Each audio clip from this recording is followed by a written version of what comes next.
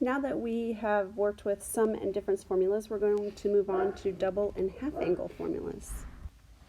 We're going to start with the sine of 2u. It's called the sine of a double angle because we're going to take an angle and multiply it by 2. We can rewrite that as 2 times the sine of angle u times the cosine of angle u. Cosine of a double angle, the cosine of 2u, can be written in terms of u, which would be cosine squared of u minus sine squared of u. There's a little bit of space here because that can be written in terms of all cosine and or all sine. So let me show you. For instance, we have the cosine, an example, the cosine squared of u plus sine squared of u. This is an addition. This is our Pythagorean identity. Cosine squared of u plus sine squared of u is 1. We know this. We know that sine squared of u is 1 minus cosine squared of u. We also know that cosine squared of u is 1 minus sine squared of u. So we can, in place of cosine squared of u, we can put 1 minus sine squared. In place of sine squared, we could put 1 minus cosine squared. So we can write this formula, cosine squared of u minus sine squared of u, we can write that in terms of all cosine squared, which would be 2 cosine squared of u minus 1. Or we can write this in terms of all sine squared, which would be 1 minus 2 sine squared of u. So that would be 3 flashcards. So, or if you made one flashcard in which you had cosine of 2u on one side, you'd have all 3 formulas on the opposite side because we'll be using different forms at different times.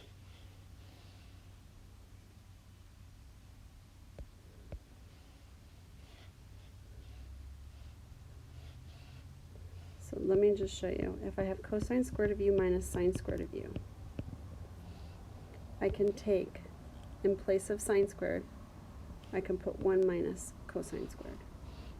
So I'll have cosine squared of u minus all of 1 minus cosine squared of u. And then, of course, subtracting all of that binomial requires us to distribute that subtraction sign. So that's where we end up with the minus 1, but the positive cosine squared, right? So I'll have cosine squared of u minus 1 plus a cosine squared of u, which gives us 2 cosine squareds of u, which is what we have right here. And then the same is true with replacing cosine squared of u with 1 minus sine squared. So we would have 1 minus sine squared of u minus sine squared of u. So that would be 2 sine squareds of u, but they are negative. So that's 1 minus 2 sine squared of u. So that's where that comes from.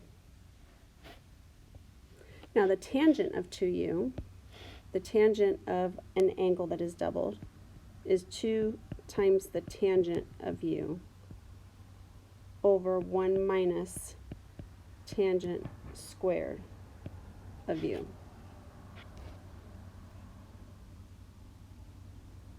Now it's a little bit easier to think of these angles in terms of degrees because we struggle a little bit with fractions. So to get you to understand what's happening, if your angle is between 0 and 90 degrees, then when you double it, 0 degrees to 90 degrees, when you double it, doubling 0 is still 0. Doubling u is 2u, and doubling 90 degrees is 180 degrees. So your double angle will end up being in quadrants 1 or 2. So an angle in quadrant 1 doubled could end up in quadrant 1 or quadrant 2. If I have an angle in quadrant 2 between 90 degrees and 180 degrees, if I double it, my double angle is between 180 and 360.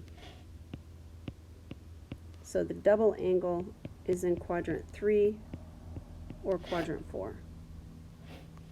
And you can do this with any angle. To find out where your double angle could be, you just double your inequality. Now I want to show you very quickly before we go into another video where we actually do examples.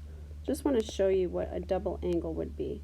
So if I have the sine of 240 degrees, 240 degrees is twice 120. So using the double angle formula for sine of 2u, that would be the sine of 2 times 120. And the sine of 2 times 120 would be 2 times the sine of 120 degrees times the cosine of 120 degrees. So this is just an example of the double angle formula and how it works for sine.